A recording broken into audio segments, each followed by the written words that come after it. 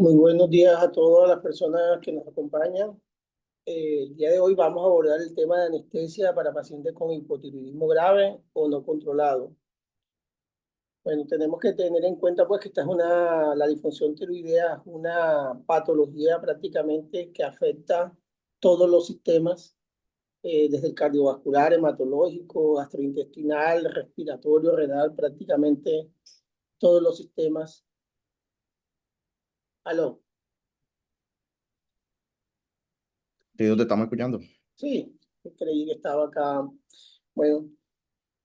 Por otro lado, el estrés que ocasiona la disfunción tiroidea experimentada, que se experimenta prácticamente durante el periodo perioperatorio, puede llevar prácticamente a exacerbar todos estos trastornos tiroideos que les estaba mencionando en los diferentes sistemas y precipitar pues la descompensación, incluso la muerte.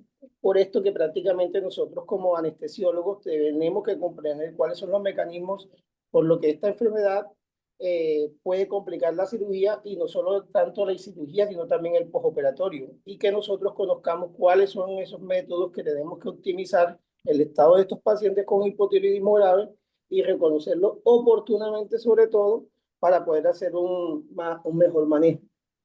En este caso vamos a hablar en base a un caso clínico que mi compañero Heidri va a exponer.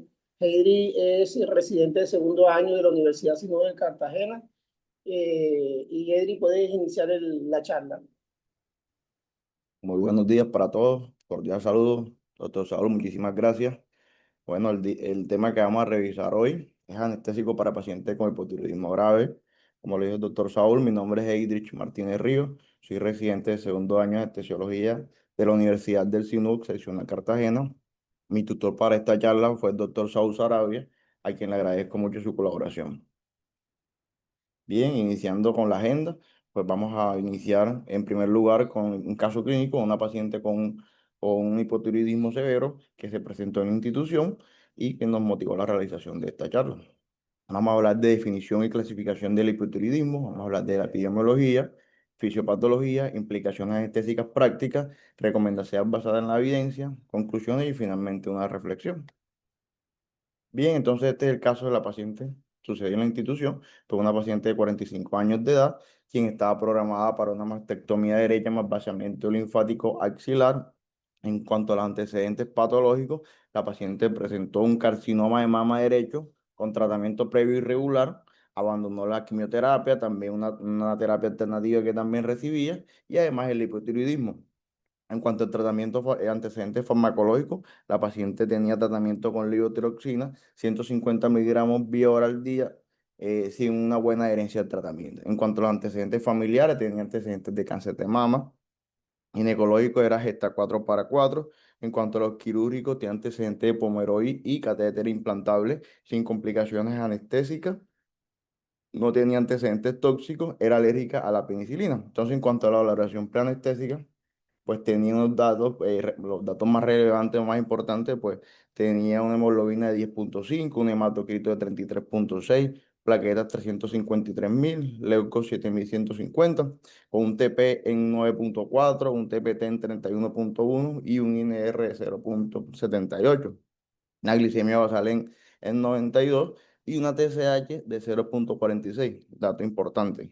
En el electrocardiograma muestra un ritmo sinusal, entonces la paciente tiene un resultado, una TSH de 0,46 y tiene otros reportes del 30 de julio de este mes con una TSH en 63,09. Entonces estaba pendiente aclarar lo que era esta diferencia para hacer la programación de la paciente. Presidente, nada más no deje ella aplicar mi quirófano. Yo creo todo lo que se lo hice.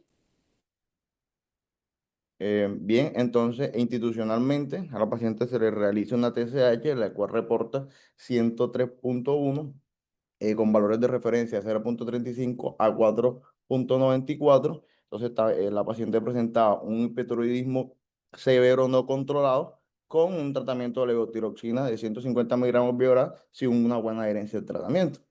Entonces se repracticó una junta médica con parte de anestesiología y cirugía de mama, quienes decidieron en conjunto derivar a la paciente a urgencia para una hospitalización y una valoración ultra prioritaria o parte de medicina interna para el ajuste intrahospitalario de la función tiroidea y realizar una cirugía, la cirugía de esta paciente en esta misma hospitalización. Pues entre las conclusiones de la Junta Médica se llegó que se trata de un caso bastante complejo y que la paciente no se ajusta claramente a las clasificaciones estándar del hipotiroidismo.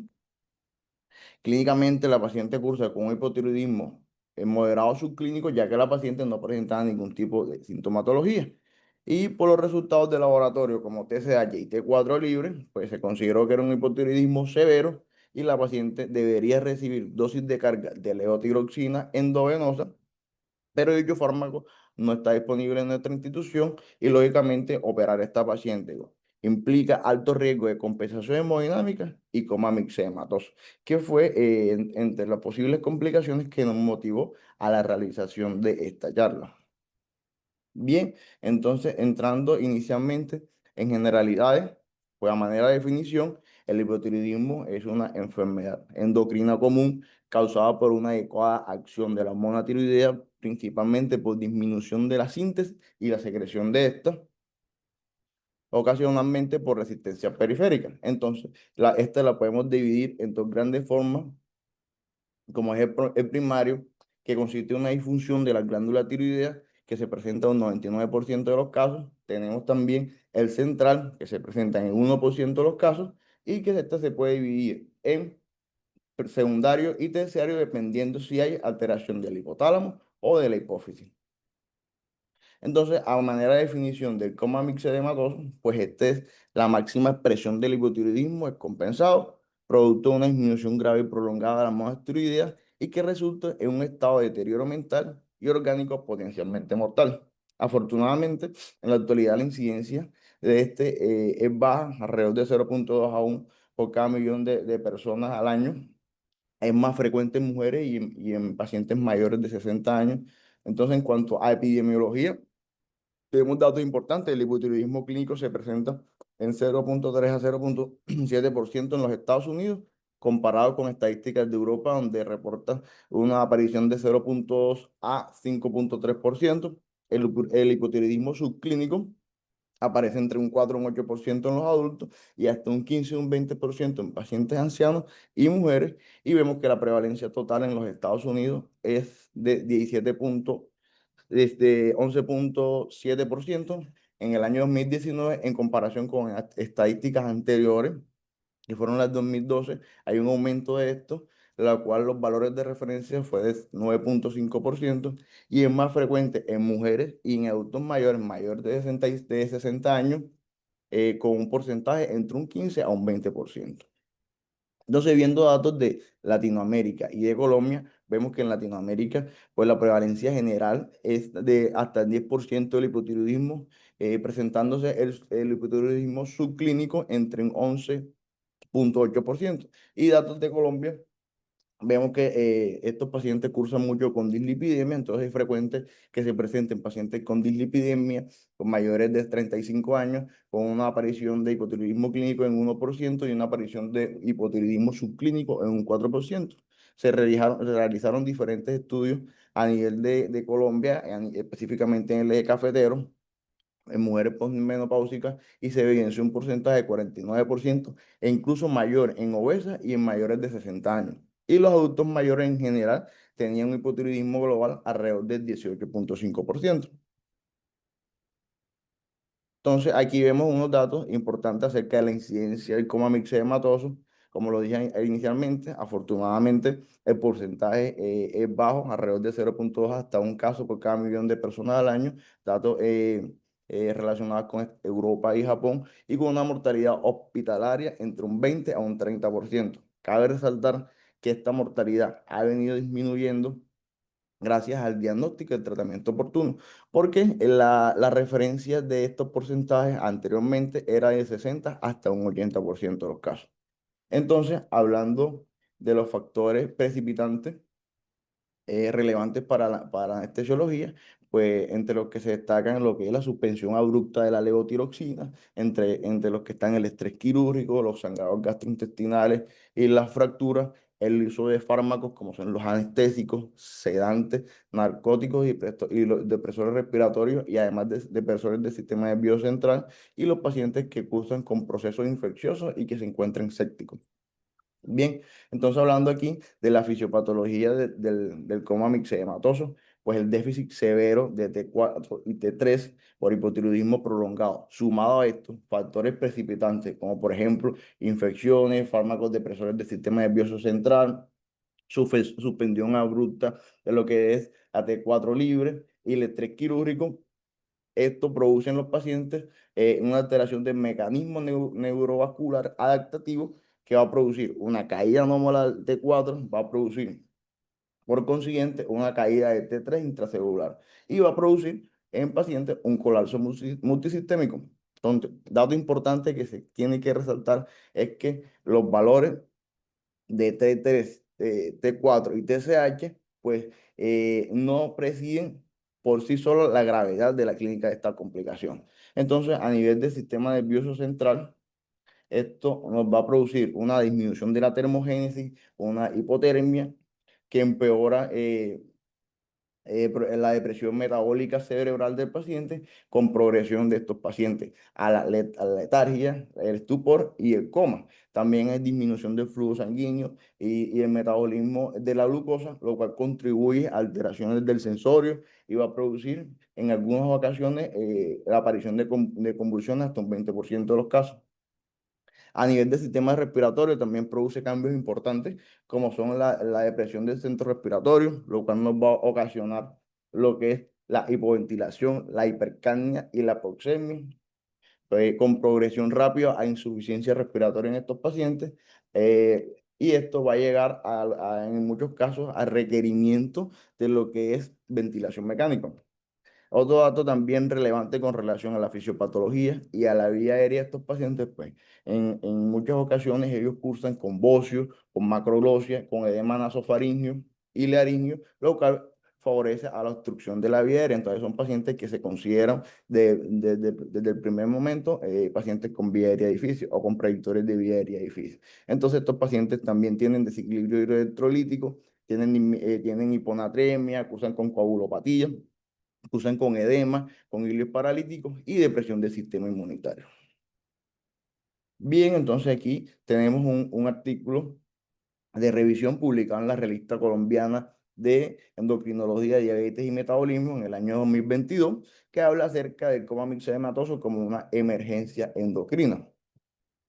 Y entonces aquí evidenciamos los principales factores precipitantes de estas complicaciones, como pueden ser alteraciones sistémicas, entre las que se destacan pacientes con infecciones de vías urinarias o infecciones respiratorias, pacientes con celulitis, pacientes con falla cardíaca, pacientes sépticos, pacientes con cirrosis, con pancreatitis.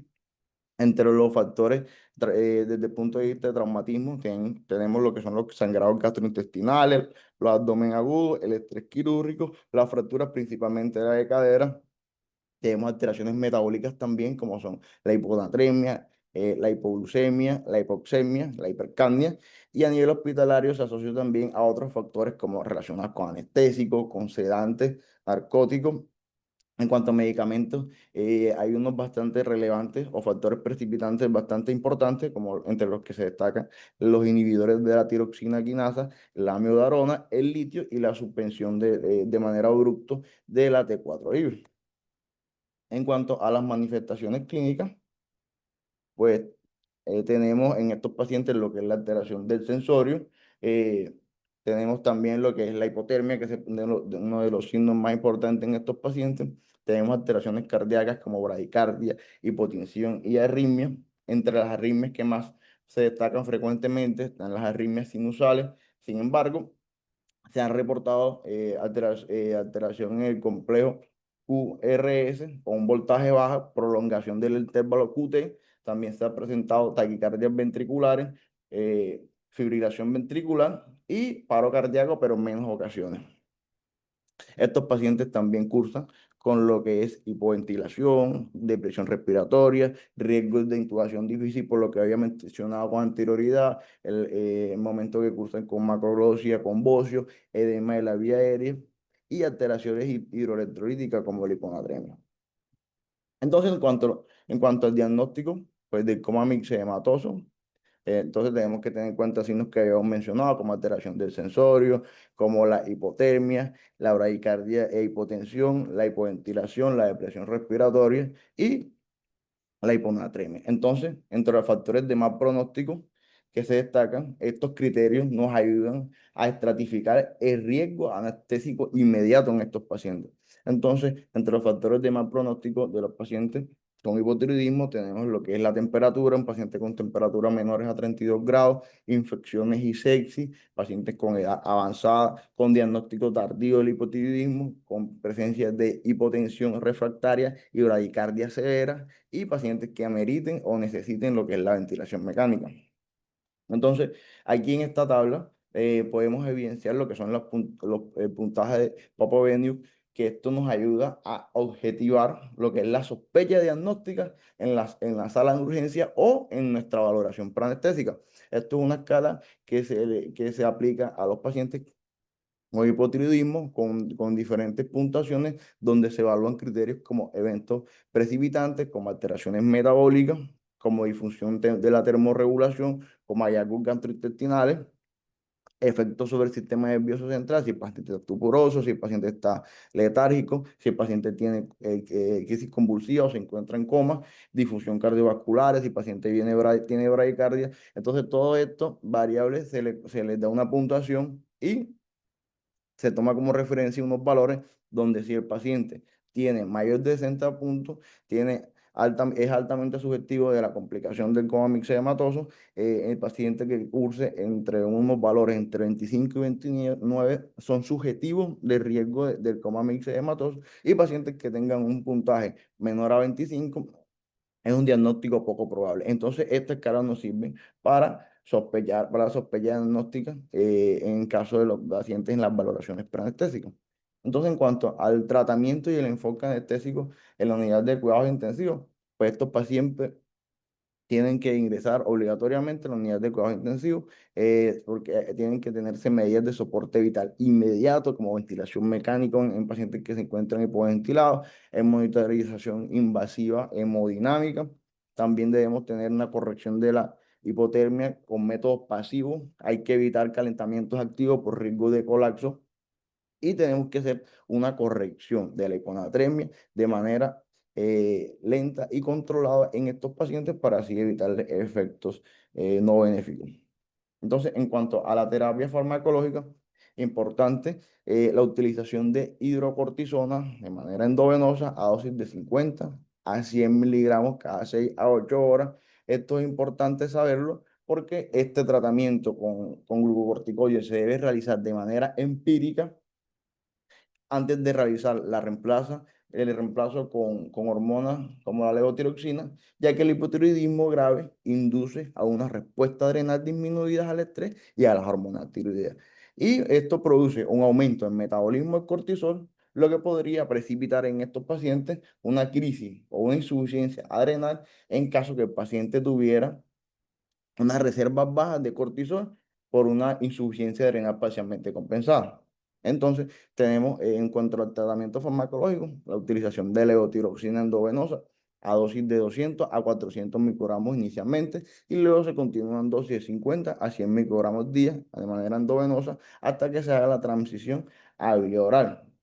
Entonces, hay una recomendación, y es que en sitios donde no hay disponibilidad de las presentaciones parenterales de levotiroxina, se deja a consideración la utilización de la tratamiento enteral, ya sea por vía oral, por sonda nasogástrica o de forma rectal, dependiendo de la tolerancia de los pacientes. Entonces, también se debe considerar la utilización de T3 endovenosa en caso de que el paciente no tenga una buena respuesta al tratamiento con T4 libre. Hay que hacer un tratamiento agresivo a los factores desencadenantes de esta complicación, como por ejemplo antibióticos amplio espectro en pacientes que se encuentren sépticos, suspender fármacos que produzcan depresores tanto respiratorios como sistema nervioso central.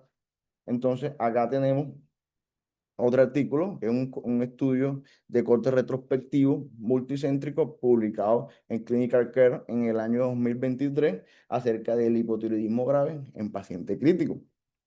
Entonces tenemos que tener en cuenta que el hipotiroidismo grave es una emergencia endocrina que es poco frecuente, pero potencialmente mortal.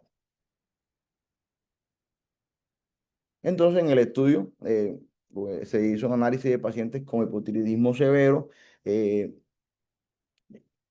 pacientes críticos hospitalizados en 32 UCI en Francia entre 2005 y 2020.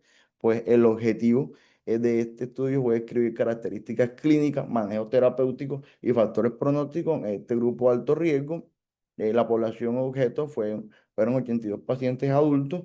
Se evaluó manifestaciones clínicas, tratamiento recibido con levotiroxina, lidotironina, corticoides, soporte vital y mortalidad. Entonces, aquí en cuanto a la epidemiología, las características iniciales, pues la edad media de esta población estaba alrededor de 70 años, el 80% de la población eran mujeres y la mayoría de los factores precipitantes fueron la infección, un 40% de los casos, fármacos depresores del sistema nervioso central, cirugía o trauma. Y entre las manifestaciones clínicas en la unidad de cuidado intensivo estaba lo que la alteración del estado mental que se presentó en 80% de los pacientes, la hipotermia que se presentó en un 60% de los pacientes, la bradicardia que fue frecuente y marcada y la insuficiencia respiratoria con necesidad de ventilación mecánica que se presentó en un porcentaje bastante elevado y fue en un 62% de los pacientes. Entonces, en cuanto al tratamiento, pues aplicado, todos estos pacientes recibieron tratamiento con levotiroxina endovenoso, en algunos casos combinado con T3, se utilizó el uso de lo que son los corticoides como la hidrocortisona, en la mayoría de los casos, como cobertura con posible insuficiencia suprarrenal asociada. Entonces, en cuanto al pronóstico, de estos pacientes, la mortalidad hospitalaria estaba alrededor del 26%, la mortalidad a las 6 semanas fue de 39% y los factores de mal pronóstico asociados a estos casos fue la edad avanzada, pacientes con cargo bajo, pacientes con bradicardia severa, necesidad de vasopresores y ventilación mecánica. Entonces, bueno, ¿por qué es importante este estudio? Porque este es un estudio que nos ayuda a, nos da datos de referencia de datos clínicos reales, multicéntricos y recientes acerca del comportamiento del hipotiroidismo severo en pacientes críticos y esto fuera del país. se puede aplicar en contexto de la anestesiología. Bien, entonces acá tenemos otro artículo de revisión publicado en la revista chilena de anestesiología en el año 2022 sobre el manejo preoperatorio de pacientes con hipotiroidismo.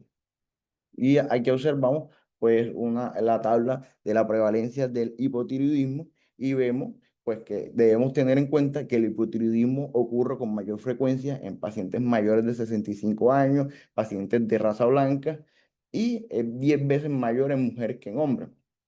También tenemos que tener en cuenta que la incidencia en pacientes con enfermedad autoinmune es mayor, como por ejemplo pacientes con diabetes tipo 1, pacientes con atrofia gástricas autoinmunes, y la prevalencia del hipotiroidismo va a variar demográficamente. Por ejemplo, en los Estados Unidos vemos aquí en esta tabla de prevalencia de hipotiroidismo que se presentó en 3,7%, mientras que en otros países, como lo que fue India y Brasil, se ubicó en 10,95% y 12,3% respectivamente.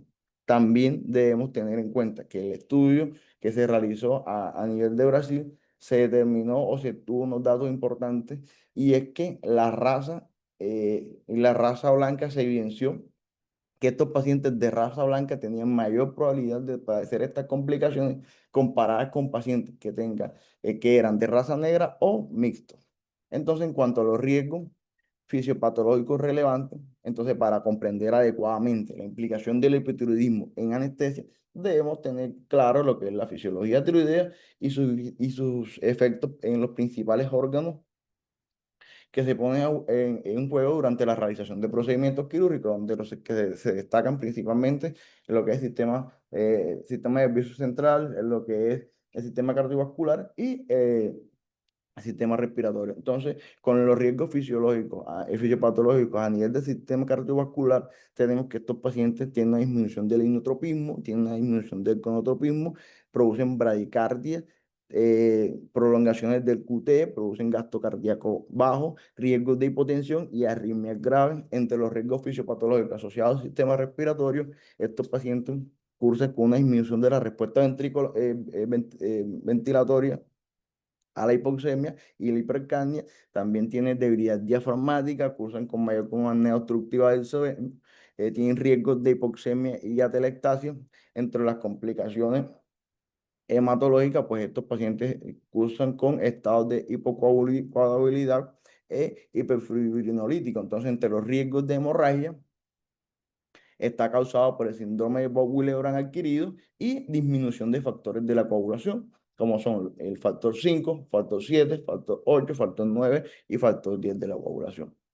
Entonces, en cuanto a las complicaciones metabólicas, vemos que estos pacientes cursan con dislipidemia, por lo tanto, se le debe realizar también un perfil lipídico donde vamos a evidenciar lo que es la elevación del colesterol total, la elevación del LDL.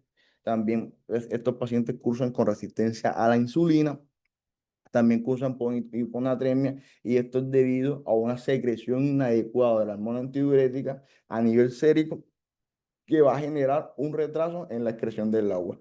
En cuanto a la vía aérea, como lo había mencionado con anterioridad, estos pacientes tienen predictores de vía aérea difícil, ya que ellos pueden cursar con macroglosia, con mixedema laríngeo, pueden tener obesidad y producir lo que es la vía aérea difícil o criterios de vía aérea difícil. Entonces, en cuanto a las implicaciones anestésicas, tenemos que, lo ideal es tener un paciente autorideo antes de llevarlo a cirugía electiva, ¿verdad? Entonces, el hipotiroidismo leve y moderado, pues no contraindica el procedimiento quirúrgico, pero lo ideal o lo mejor es corregir previamente esta alteración. Entonces, en cuanto al hipotiroidismo severo, en pacientes con T4 libre menor de 0,5 nanogramos por decilitro, o en coma mixedematoso con cirugía electiva, esto está contraindicado. Solo cuando estos pacientes tienen urgencias vitales, soporte intensivo y reemplazo hormonal endovenoso inmediato. Entonces, otras implicaciones anestésicas tienen mayor sensibilidad a los anestésicos, opioides y sedantes, por lo cual se debe utilizar a dosis reducidas o incluso no utilizarlo. También tiene riesgo de despertar retardado y depresión respiratoria postoperatoria. En cuanto a los anestésicos, se debe evitar el alotano, pues debemos que tener en cuenta que los halogenados como el alotano producen un aumento de las secreciones de la TSH y la T3, que produce un riesgo de compensación de estos pacientes. Además, que produce una sensibilización a nivel del miocardio a las catecolaminas y aumenta el riesgo de arritmia. Con respecto a recomendación de preferir la ketamina en pacientes hipotensos, pues tenemos que tener en cuenta que la ketamina estimula lo que es el sistema simpático y aumenta lo que es la frecuencia cardíaca, la presión arterial, y contrarresta lo que es la bradicardia, el bajo gasto y la depresión miocárdica del hipotiroidismo. Entonces, en cuanto a las precauciones con la fenilefrina, lo que se recomienda, pues, es que el hipotiroidismo cursa con regulaciones negativas de los receptores beta-adrenérgicos y alteraciones del músculo lisovascular. Esto es lo que puede generar una respuesta de catecolaminas y agonistas alfa-1. Entonces, por lo que se recomienda la utilización mejor de vasopresores combinados o titulares, como en el caso de la noradrenalina. Entonces, otras recomendaciones prácticas, pues se debe realizar el tamizaje con TSH en pacientes con diagnóstico previo, pacientes sintomáticos o con factores de riesgo. Se debe mantener el medicamento habitual, en este caso la levotiroxina, el día del procedimiento quirúrgico. En caso de que el paciente tenga una suspensión prolongada mayor a 7 días, se debe reiniciar el tratamiento y realizar titulaciones de la dosis. En cuanto a otras recomendaciones, pues si el paciente no puede o no tolera la vía oral de manera en el postoperatorio, se recomienda el uso de levotiroxina endovenosa a 60-80% de la dosis oral en pacientes con urgencia con hipotiroidismo grave. Se recomienda la utilización de la T4 libre de manera endovenosa a dosis de 200, 400 hasta 500 microgramos en bolos, y luego se continúa la dosis de 50 a 100 microgramos día. Se recomienda también en combinación con la T3 endovenosa, se recomienda la utilización de los glucocorticoides como la hidrocortisona a dosis de 100 miligramos cada 8 horas, el soporte hemodinámico y la ventilación mecánica. Y en cuanto a la analgesia, pues se recomienda evitar opioides en lo posible por el riesgo de presión respiratoria. Se recomienda la utilización de AINES como el ketorolato. Sabemos que el ketorolato es un inhibidor no selectivo de la COX-1 y la COX-2. Se puede utilizar de manera muy adecuada en pacientes con dolor agudo, moderado o severo en el postoperatorio y así reducimos el riesgo de la utilización de opioides. Entonces aquí tenemos un algoritmo que nos ayuda a hacer como un esquema para estos tipos de pacientes, pacientes con hipotiroidismo en cirugía no cardíaca. Tenemos que tener cuenta si la cirugía es electiva o si la cirugía es de emergencia. En cuanto a los pacientes con cirugía electiva, un hipotiroidismo leve, un hipotiroidismo subclínico, esta no se pospone. Los pacientes en cirugía electiva con un hipotiroidismo moderado, con una TSH elevada y una T4 libre mayor a 5 nanogramos por decilitro, pues lo recomendable es llevar a estos pacientes a un estado eutiroideo y realizarle controles entre 6 a 8 semanas. Pacientes con hipotiroidismo severo, con cirugías electivas, entonces como amixematoso, falla cardíaca, alteración del estado de conciencia, una T4 libre menor a 5 nanogramos por decilitro, lo ideal sería definir este procedimiento, realizar una terapia de soporte de compensación clínica, en un traslado de estos pacientes a la unidad de cuidados intensivos, realizar terapia hormonal endovenosa y la utilización de los glucocorticoides. En cuanto a las cirugías de emergencia, los pacientes con hipotiroidismo y con cirugías de emergencia que tengan un hipotiroidismo leve subclínico, al igual que moderado, esto no se pospone. Pero si el paciente tiene hipotiroidismo y tiene una cirugía de emergencia, pero tenemos que este hipotiroidismo es severo, como el coma mixedematoso, la falla cardíaca, alteración del estado de conciencia, pues se le pone, se equipara riesgo y beneficio, se lleva al paciente a cirugía, se realizan monitorizaciones invasivas, terapia hormonal endovenosa con levotiroxina, se realiza la utilización de los glucocorticoides, las terapias de soporte y el traslado a la unidad de cuidados intensivos.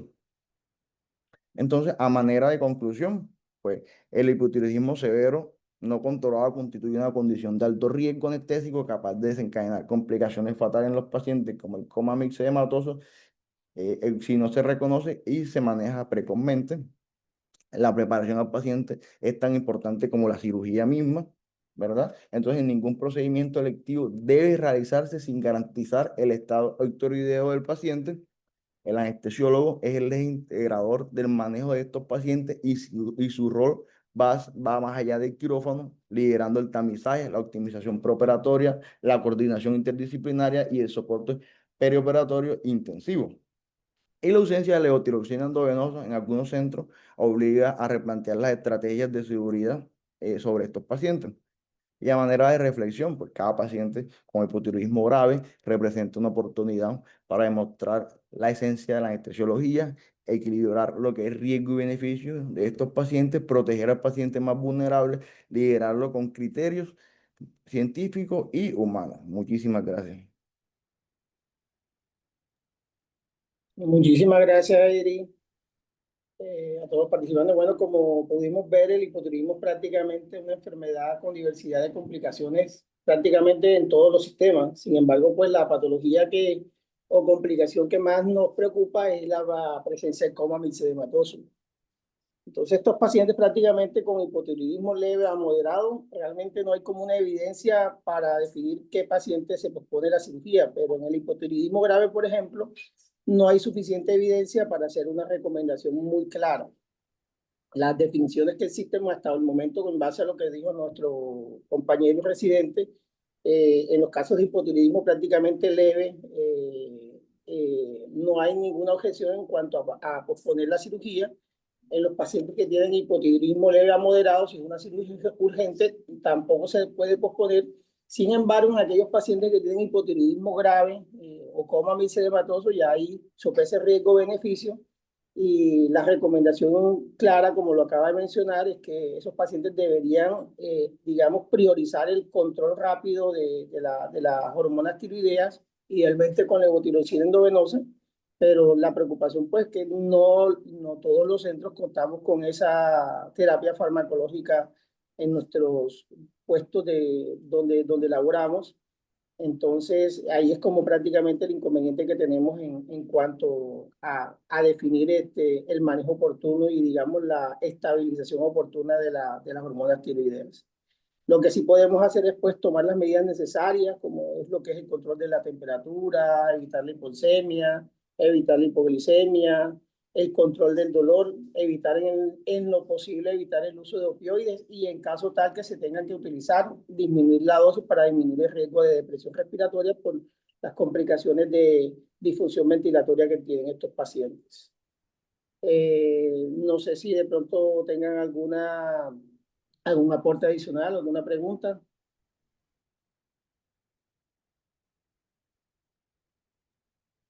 Saúl, buenos días. Bueno, yo que estuve, Buenos días. Saúl, yo que estuve en de periférico la semana anterior, la última semana, sé que en la institución, en hospitalización, Torre 1, tercer piso, había o hay una paciente que estaba siendo manejada también por endocrinología, que estaba pendiente de una cirugía. ¿Sabes si esa cirugía se hizo? Que era era de igual, para este caso, ¿no? Valores, el TSH indetectable, T4 libre súper elevada. Y bueno, estábamos manejándola, creo que haciendo el manejo perioperatorio. No sé si se habrá hecho, si sabes algo de esa Este, paciente. no, ese caso es ese sería el caso contrario a lo que estábamos hablando, que era del hipertiroidismo. No sé realmente si se ha hecho ese caso de la paciente. Por ejemplo, en el caso que acabó de mencionar Idris, de la paciente del CA de mama, que inicialmente se había estipulado de que se iba a esperar unas 2 o 3 semanas para poder llevar la cirugía porque la TSH de ella estaba de 100, 98. Sin embargo, el endocrinólogo la valoró. El día que la valoró, los niveles de TSH le bajaron hasta 68 y él consideró que en base digamos, a la respuesta positiva que tuvo con los descensos de las hormonas tiroideas y teniendo en cuenta incluso que la paciente estaba asintomática porque no tenía síntomas que ya se mencionaron anteriormente, él indicó que se podía llevar a cirugía. Entonces esa paciente no se esperó como digamos el tiempo y el grupo de oncología también decidió, digamos, urgentizarla y se llevó a cirugía prioritaria. Sí, gracias a Dios la paciente se llevó, no tuvo ningún inconveniente, se tomaron todas las medidas, digamos, de preventivas del caso, la monitoría invasiva, control de la temperatura, neuromonitoría también, y aunque fue una cirugía radical, una mastectomía, vaciamiento y todo, el postoperatorio, gracias a Dios, fue satisfactorio. Y también la estancia en UCI hasta las 24 horas que la pude estar revisando. Del caso que usted me menciona, no sabría Sí, de sí, pronto sí, sí, tienes responderle. razón, tienes razón. Este caso es todo lo contrario, de verdad, estaba un poco confundido. Tienes toda la razón.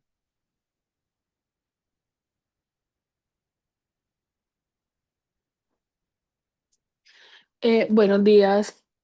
Yo sí tengo una pregunta, quedo con una duda que de pronto no es tan fácil de responder, sobre todo sin la presencia de un endocrinólogo en la charla, pero los algoritmos nos suelen hablar de cirugías que son electivas versus cirugías que son urgentes y en nuestro contexto de cirugía oncológica quedamos mucho como en esa cirugía que es sensible al tiempo. em, y digamos que no son urgencias vitales como las estamos planteando, pero sí son cirugías que es necesario hacer rápido. En estos casos, como el caso de esa paciente que acaban de mencionar, em, digamos que yo sé que la respuesta va hacia sentarnos de manera interdisciplinaria con cirugía oncológica, con endocrinología si es posible, pero ¿hay desde anestesia alguna conducta adicional que podamos tomar o estrategias farmacológicas o algo adicional o que tenemos que mirar más allá de los paraclínicos para saber qué paciente es, digamos, más prudente llevar a cirugía y menos prudente llevar a cirugía? Conozco y la motivación de esta charla, de hecho, es que hace más o menos 2 años tuvimos un caso similar que terminó en mortalidad intraoperatoria em, por un coma mixedematoso. Entonces, digamos que en esta paciente teníamos ya el aval de endocrinología, pero no siempre esa especialidad está disponible en la institución. ¿Qué piensan ustedes de con qué metas, no solamente de TSH, porque entiendo que nos guiaríamos por la T4, es prudente llevar al paciente, o con qué tiempo de tratamiento, o si hay alguna estrategia farmacológica adicional, por ejemplo, lo que se pensó hacer en esta paciente de la terapia con Lugol, que hayan de pronto leído que tiene un beneficio importante en este eh, preoperatorio, porque yo creo que la estrategia más, digamos, de pronto fuerte en estos pacientes, la que más tendría sentido es prevenir que entren en un coma mixedematoso. No sé si revisaron algo al respecto, si no, perdón por la corchada, pero me parece algo importante a resolver en esta charla. Buenos días, Doc. Bueno, mire, digamos que del temario o los estudios que revisamos, realmente es que no hay nada como claro en cuanto a un consenso que defina qué pacientes realmente, sobre todo esos pacientes que acaba de mencionar, sensible al tiempo. Lo que sí se recomienda, pues, inicialmente es que estos pacientes sean individualizados. Lo que más, eh, puede ser como que tenemos que evaluar es realmente si estos pacientes no solamente tienen esa TSH elevada y la T4 libre disminuida, sino que pacientes, por ejemplo, además de eso, tienen síntomas. Porque, por ejemplo, en el caso de esta paciente, era una paciente que si bien tenía una TSH muy elevada, 68, la T4 la tenía en 0.61, la paciente estaba completamente asintomática y también eso, digamos, nos llevó al grupo de oncología, endocrino, medicina interna, ya a llevarla a priorizar su manejo quirúrgico. Sin embargo, pienso que lo que recomiendan es aquellos pacientes, obviamente, que tienen factores precipitantes y que están sintomáticas, digamos, el riesgo-beneficio se tenga muy en cuenta en cuanto a que si se va a llevar a cirugía, y se toma la decisión de llevar a cirugía, se lleve, digamos, en las mejores condiciones. Por ejemplo, tener la reserva sí o sí obligatoria, que ese paciente va a ir a cuidados intensivos, que se tenga una monitoría invasiva, una línea arterial, vigilar gases arteriales, electrolitos, por el riesgo de hiponatremia que tienen estos pacientes, la ventilación también en cuanto al manejo anestésico, que tengamos, digamos, un balance en que este paciente, la profundidad anestésica no sea mucha, y sobre todo, por ejemplo, la vigilancia neurológica con la neuromonitoría y el uso de vasopresores, sobre todo para evitar la hipotensión en estos pacientes. Pero como digamos, un consenso claro de que definitivamente estos pacientes sí o sí se lleven, no hay como ninguna, digamos una conclusión del caso, sino que cada caso sea individual y se tome con un grupo multidisciplinario a ver cuál de ellos se pueden llevar o no a cirugía y sobre todo en esos casos de pacientes sensibles al tiempo. Hola, ay, a mí me gustaría también que esta charla sirviera como para que nosotros tuviéramos unos estándares ya preestablecidos, pues porque muchas veces en valoración preanestésica todos tenemos unos conceptos diferentes y me parece que en un servicio tan grande como este, con pacientes de alta complejidad, sería bueno dejar como ese estándar en que nos vamos a basar todos los anestesiólogos para que se evite la cancelación de las cirugías.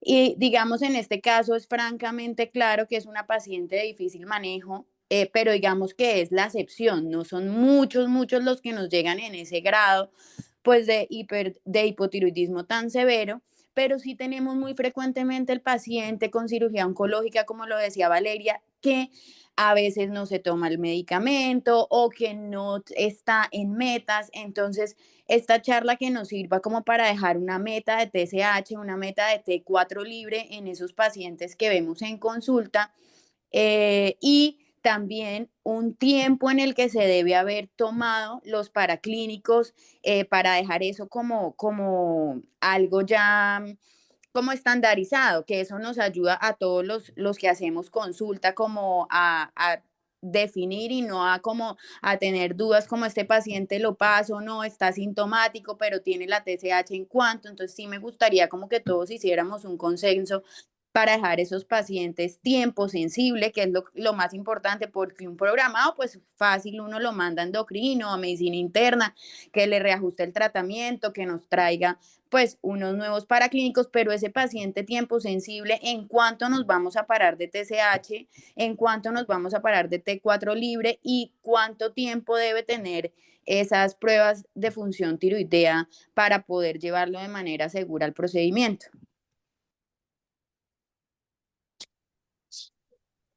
Hola, doctora Valeria. Respondiendo un poco a la pregunta que usted realiza con respecto a la programación de estos pacientes, de verdad que no es fácil como tener un juicio para el abordaje de estos pacientes porque es una sumatoria de factores, porque como lo mencioné en la charla, pues los valores de TSH, T3 y T4, pues no nos evidencian las características o las complicaciones de estos pacientes, porque podemos tener en cuenta que hay pacientes que tienen TSH muy elevado y no hacen complicaciones como el coma mixematoso, pero hay pacientes que tienen elevación de TSH de manera moderada y pueden tener esta complicación. Entonces, es como una sumatoria de factores. Tenemos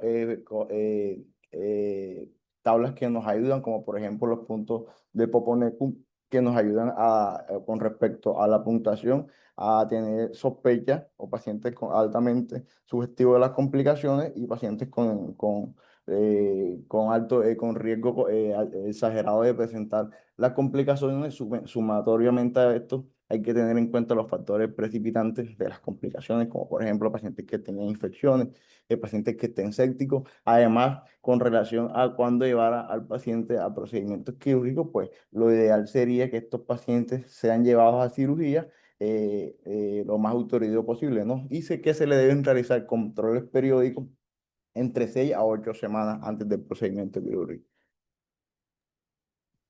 Hola, buenos días. Gracias, doctor. Buenos días. Otra cosa, una cosita que quisiera dejarles de esta charla. Yo vi a esa paciente en consulta y un tema al que los invito es que cuando veamos estos pacientes en consulta,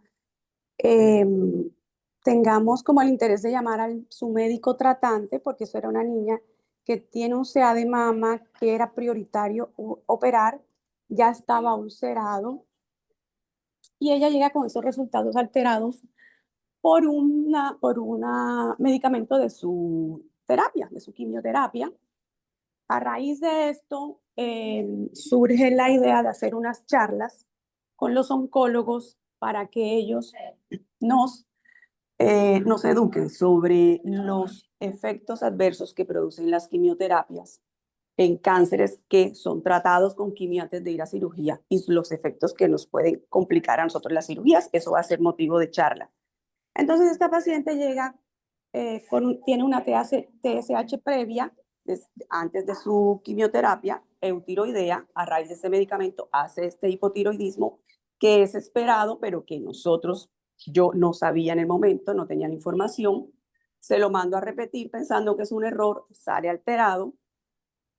Y pues me comuniqué con su médico tratante y me dice, listo, mándame la urgencia y yo lo hospitalizo.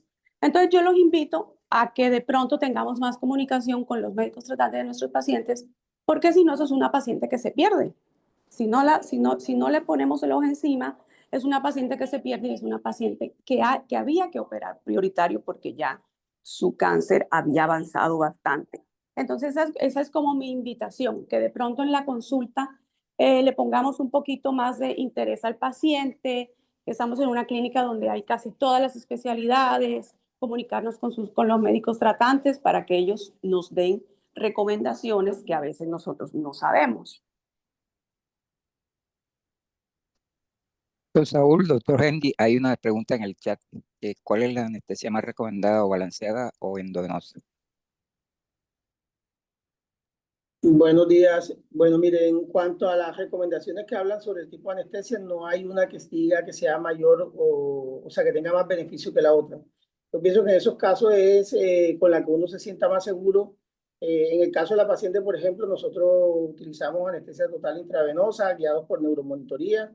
Nos fue súper bien, pero en cuanto a cuál preferir una sobre la otra, No, lo único que sí recomendaban anteriormente, por ejemplo, es no evitar el uso de alotano. Obviamente ya no es un halogenado que estemos utilizando, pero no hay una recomendación definitiva de Claro, que una sea mayor o más beneficiosa que la otra.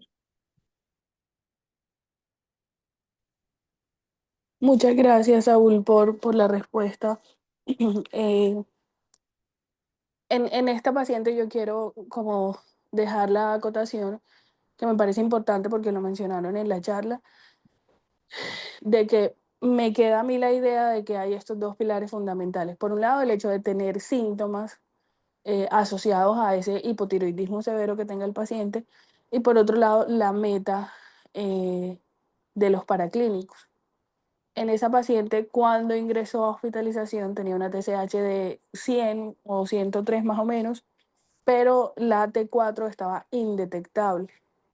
Y entiendo yo que en el momento que la ve el endocrinólogo, tiene en cuenta que la TSH ya no está indetectable, sino está en 0.61, es decir, mayor de 0.5, y que la TSH, que digamos, tiene un cambio que no es tan inmediato en el tiempo, por eso normalmente seguimos con T4, este tipo de pacientes bajó de 100 a casi 60, entonces ambos tuvieron cambios muy significativos con el tratamiento, pero además la paciente está asintomática. Yo creo que la alerta en los tipos, pues en aquel paciente que siga con una TSH indetectable, con una T4, perdón, indetectable, una TSH muy alta y que además tenga síntomas, eh, digamos, es donde debe persistir este tipo de alerta aún en el paciente oncológico. No alerta de no hacer la cirugía, sino de tratar de rápidamente optimizar, digamos, los síntomas del paciente, los paraclínicos del paciente, para llevar a cirugía en el momento más oportuno posible, más pronto posible, pero también en las mejores condiciones que impliquen que no haya complicaciones intraoperatorias graves que sean prevenibles por parte del equipo de anestesiología. Incluso si eso implica eh, que la clínica tenga que gestionar los recursos de la levotiroxina intravenosa, o incluso si eso implica, a pesar de ser un cuarto nivel de complejidad, ya que no hay eh, endocrinología disponible todo el tiempo y de pronto no hay el manejo de los pacientes todo el tiempo, eh, poder remitir a los pacientes y que se les dé el manejo oportuno. De pronto eso me parece a mí una conducta más, digamos, enfocada en el paciente, en aquellos casos que van a ser muy raros en los que sea necesario. Muchas gracias tanto al profe de la charla como al residente. Me parece que es una charla muy buena y que sí quedamos con muchas, digamos, conceptos que son clave para abordar estos pacientes. Y la idea de Natalia de quedar a partir de aquí con unos metas claras me parece muy buena. De pronto que nos manden el algoritmo que presentaron en la charla y trabajar, como es el objetivo en la mayoría de nuestras charlas académicas, en el protocolo de pacientes con hipotiroidismo para que todos tengamos de pronto una conducta más clara. Doctora Valeria, buenos días. Mira, hay un subgrupo de pacientes que nosotros hacemos en la clínica con frecuencia que son los obesos. La mayoría de los pacientes obesos tienen hipotiroidismo a veces subclínico. Ellos llegan a su consulta y nosotros no sabemos cómo está. A todos les mandamos TSH. Y hay un límite, eso alguna vez lo revisamos hace un tiempo, que es el valor es 10. Si tiene síntomas, bueno, lo mandamos enseguida al endocrino, pero si no tiene síntomas y tiene 10 o tiene más de 10, también lo mandamos al endocrino. Siempre con el concurso, eso es paciente programado obeso. Una vez hubo una complicación con un obeso que no se le hizo el TSH, se hizo sin TSH y el paciente hizo una complicación intraoperatoria. Estuvo hospitalizado en la cuidado intensivo, no se murió, pero tuvo su tiempo en cuidado intensivo y hubo una complicación. Y fue por eso, tenía un hipotiroidismo subclínico y se nos presentó. Entonces, en obesidad, 10 es el límite. Si está por debajo de 10 y está asintomático, lo pasamos. Si está por encima de 10, así no esté sintomático, lo mandamos al endocrino.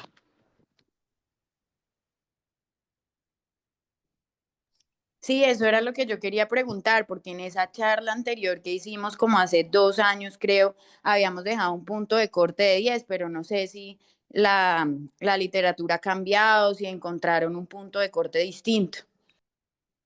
Sí, no, exactamente. Es que mire, el 10, incluso en uno de los artículos que mencionó Endri, hablan incluso de BTSH de 20 y T4 libre mayor de, que idealmente menor de 1 ya es un riesgo alto. Es como más o menos, pero los valores son muy, digamos, variados entre un estudio y otro. Entonces, ya de pronto que nosotros, digamos, en el grupo en consenso nos pongamos de acuerdo en cómo establecer un protocolo, ya sería como lo ideal que se hablara y después se definiera claramente qué pacientes realmente, según valores de TSH, T4 y también de su sintomatología, definamos llevar, sobre todo en aquellos pacientes sensibles al tiempo.